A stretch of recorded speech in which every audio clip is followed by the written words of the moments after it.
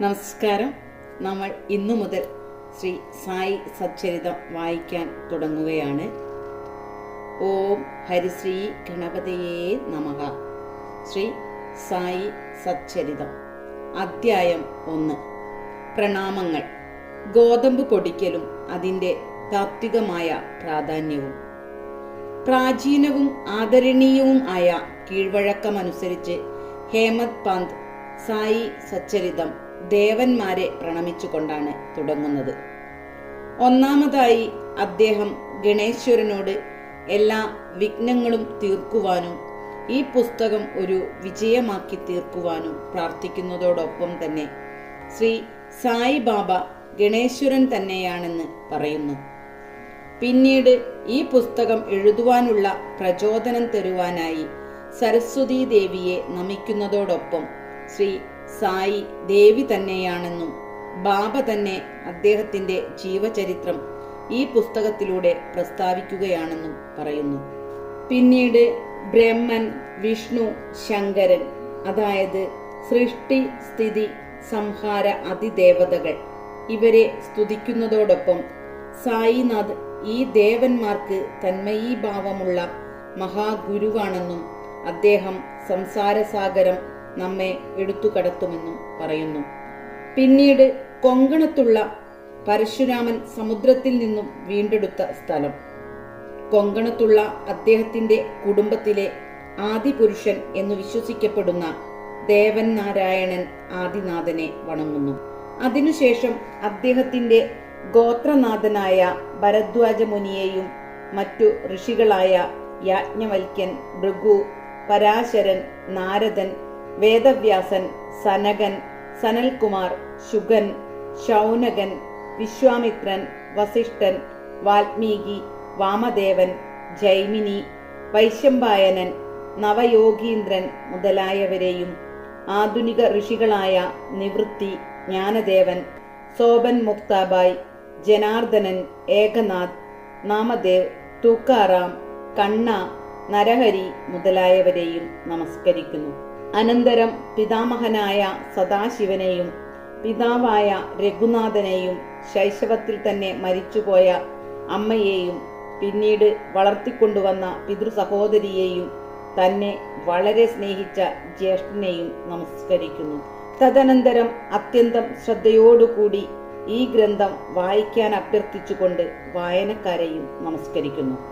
അവസാനമായി ദത്താത്രേയ അവതാരവും ബ്രഹ്മസത്യം ജഗൽമിഥ്യ എന്നു മനസ്സിലാക്കി തരുന്ന സദ്ഗുരുവും ഏകാവലംബവുമായ ശ്രീ സായിനാഥനെയും ദൈവചൈതന്യമുള്ള എല്ലാ ജീവജാലങ്ങളെയും നമസ്കരിക്കുന്നു. പരാശരൻ, വ്യാസൻ, ശാന്തില്യൻ മുതലായവർ വിവരിച്ച ഭക്തിമാർഗങ്ങളെ ചുരുക്കി പറഞ്ഞ് ഗ്രന്ഥകർത്താവ് താഴെ കാണിച്ച കഥ പറയുന്നു. 1910 ശേഷം ഒരു സുപ്രഭാതത്തിൽ സായിബാബയുടെ ദർശനത്തിനു വേണ്ടി ഞാൻ ഷിർദിയിലെ മസ്ജിദിൽ ചെന്നു. അവിടെ ഞാൻ കണ്ട കാര്യം അത്ഭുതാവഹമായിരുന്നു. സായിബാബ വായും മുഖവും മൂടി ഗോതമ്പ് പൊടിക്കുവാൻ തയ്യാറെടുക്കുകയായിരുന്നു.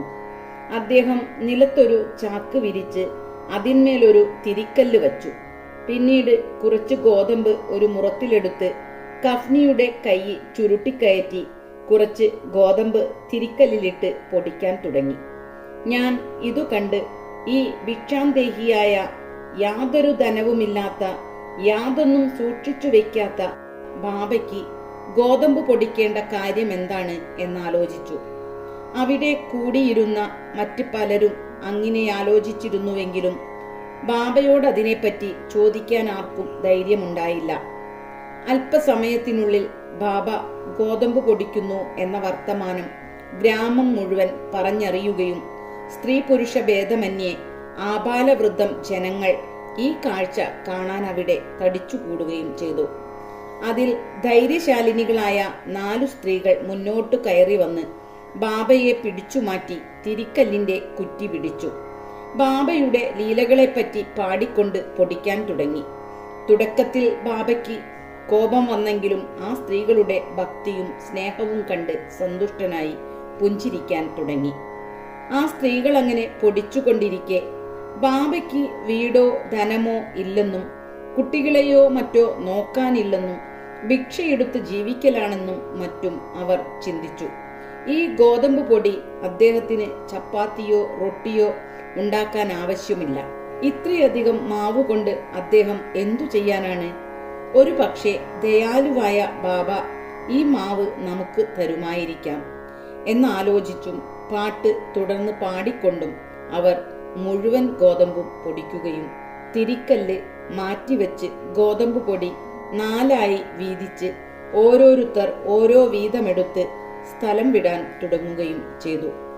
അതുവരെ ശാന്തനായി നോക്കിക്കൊണ്ടിരുന്ന ബാബയ്ക്ക് ദേഷ്യം വരികയും സ്ത്രീകളോട്, നിങ്ങൾക്ക് ഭ്രാന്തുണ്ടോ? നിങ്ങളുടെ അച്ഛന്റെ സ്വത്താണോ കൊള്ളയടിക്കുന്നത്? ഞാൻ നിങ്ങളോട് വല്ല ഗോതമ്പും കടം വാങ്ങിയിട്ടുണ്ടോ നിങ്ങൾ ഇങ്ങനെ എടുത്തുകൊണ്ടുപോകാൻ? ആട്ടെ, ഒരു കാര്യം ചെയ്യൂ, ഈ ഗോതമ്പ് പൊടിയെടുത്ത് ഗ്രാമാതിർത്തിയിൽ കൊണ്ടുപോയി വിതറിക്കൊള്ളുവിൻ എന്നു നിർദ്ദേശിക്കുകയും ചെയ്തു. സ്ത്രീകൾ ഇതു കേട്ട് തമ്മിൽ പിറുപിറുത്തുകൊണ്ട് ബാബയുടെ കൽപ്പന പ്രകാരം ഗ്രാമാതിർത്തിയിൽ കൊണ്ടുപോയി വിതറുകയും ചെയ്തു. ഇതു കണ്ട് എന്താണ് ബാബ ചെയ്തത് എന്ന് ഞാൻ ഷിർദിക്കാരോട് അന്വേഷിച്ചു. അപ്പോൾ ഗ്രാമത്തിൽ കോളറ പടർന്നു പിടിക്കുന്നുണ്ടെന്നും അത് നിയന്ത്രിക്കാനുള്ള ബാബയുടെ പ്രതിവിധി ഇപ്രകാരമാണെന്നും അവർ പറഞ്ഞു. ബാബ പൊടിച്ചത് ഗോതമ്പ് മണികളെയല്ല, കോളറയെ തന്നെയാണ്. അതാണ് ഗ്രാമാതിർത്തിക്ക് പുറത്തു കൊണ്ടുപോയി കളയുവാൻ നിർദ്ദേശിച്ചത്. അന്നു മുതൽ ഗ്രാമത്തിൽ കോളറ ശമിക്കുകയും ജനങ്ങൾ സന്തുഷ്ടരാവുകയും ചെയ്തു. ഞാനിതറിഞ്ഞ് സന്തുഷ്ടനായെങ്കിലും എൻ്റെ ജിജ്ഞാസ വർദ്ധിക്കുകയാണ് ചെയ്തത്. ഞാൻ ഇപ്രകാരം ആലോചിച്ചു, കോളറയും ഗോതമ്പുമാവും തമ്മിൽ എന്താണ് ബന്ധം? ഇതൊരു അവർണ്ണനീയമായ സംഭവമാണ്. ഇതിനെപ്പറ്റി എന്തെങ്കിലും എഴുതണം. ബാബയുടെ ലീലയോർത്ത് മനസ്സ സന്തുഷ്ടനായി. ഇപ്രകാരം ആലോചിച്ചുകൊണ്ട് ഞാൻ ആനന്ദവാനായി. ആ പ്രചോദനം കൊണ്ട് എഴുതുന്നതാണ് ഈ സച്ചരിതം. അങ്ങനെ ബാബയുടെ അനുഗ്രഹാശിസുകളെ കൊണ്ട് ഈ പുസ്തകം വിജയപ്രദമായെന്ന് നമുക്കറിയാം. ഗോതമ്പ് പൊടിക്കുന്നതിന്റെ താത്വിക പ്രാധാന്യം. ഷിർദിക്കാർ ഗോതമ്പ് പൊടിക്കുന്നതിന് കൊടുത്ത അർത്ഥത്തിനു പുറമെ അതിനു താത്വികമായ ഒരു പ്രാധാന്യം കൂടിയുണ്ട്. സായിബാബ ഷിർദിയിൽ താമസിച്ച 60 കൊല്ലത്തോളം സമയം ഒരുവിധം എല്ലാ ദിവസവും തിരിക്കല്ല് കൊണ്ട് പൊടിക്കുക പതിവായിരുന്നു. അത് ഗോതമ്പ് മാത്രമായിരുന്നില്ല. ഭക്തന്മാരുടെ പാപഭാരങ്ങളും മാനസികവും ശാരീരികവുമായ കഷ്ടതകളുമൊക്കെയായിരുന്നു പൊടിച്ചിരുന്നത്. തിരിക്കല്ലിന്റെ 2 കല്ലുകൾ ശക്തിയും കർമ്മവുമാണ്. കർമ്മം താഴെയും ശക്തി മുകളിലും. ബാബ പിടിച്ചു തിരിച്ചിരുന്ന കുറ്റിയാണ് ജ്ഞാനം. ജ്ഞാനവും ബ്രഹ്മജ്ഞാനവും വളർത്തിയെടുക്കാൻ വിട്ടുപോവാത്ത മട്ടിലുള്ള വികാരങ്ങളെയും ആഗ്രഹങ്ങളെയും പാപങ്ങളെയും സത്യരജ തമോ ഗുണങ്ങളെയും അഹങ്കാരത്തെയും പൊടിച്ചു കളഞ്ഞാൽ മാത്രമേ സാധ്യമാവൂ എന്നത് ബാബയുടെ ഉറച്ച അഭിപ്രായമായിരുന്നു. ഇത് കബീറിന്റെ മറ്റൊരു കഥ ഓർമ്മിപ്പിക്കുന്നു.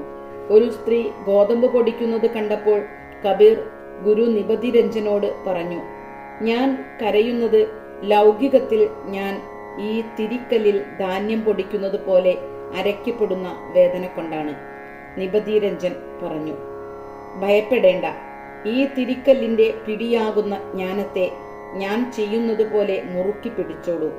എന്നിട്ട് ദൂരെയൊന്നും പോവേണ്ട, അതിന്റെ മധ്യത്തെ നോക്കി തിരിച്ചോളൂ. നിന്നെ തീർച്ചയായും രക്ഷപ്പെടുത്തും. ശ്രീ സായിയെ നമിക്കുവിൻ. ലോകശാന്തി ഭവിക്കട്ടെ.